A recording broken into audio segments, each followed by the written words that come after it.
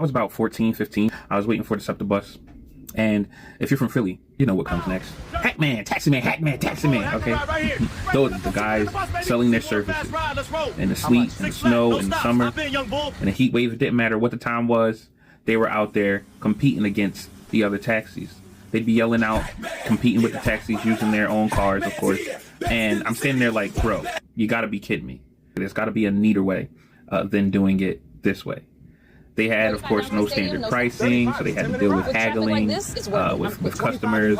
They had no regular customers, and the whole thing just really seemed inefficient. Now, around that time, Google was becoming more prominent in the phone market, specifically with Android, okay? It was becoming big, and I kept seeing talks about people using Eclipse to program Android applications. The software people use to do their thing. It looked difficult, it looked hard, but it was definitely interesting. And so, you know, it hits me later on as I'm riding on buses, as I'm thinking about my school days. I could build something for them, you know, like a real app. One that would have a way to show hotspots, standardized prices, connect riders directly to specific drivers and let them save their favorite hackmen, and maybe even help the drivers build actual businesses instead of shouting out on street corners.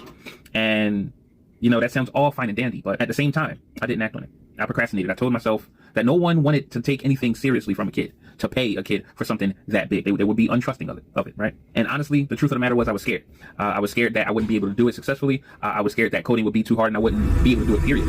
And I really didn't know necessarily where to start. You know, my life situation was different, right? You know, I'm a kid worrying about kid things, and just life got to me, you know? And now I look back on it, and the hesitation probably cost me billions of dollars. And the way that we know this is because back then I was imagining something that was basically Uber. And I think on that sometimes, not in necessarily a bitter way, right? But in a, dang, if I had just tried a little bit harder kind of way, you know? Because the amount of stuff I would have learned, the confidence I would have built, the money I would have made, it would have changed my life, even to this day. Now, I'm not a kid anymore, and I don't hesitate about much of anything anymore. And that's why I'm finally building my first real app and bringing it to the public.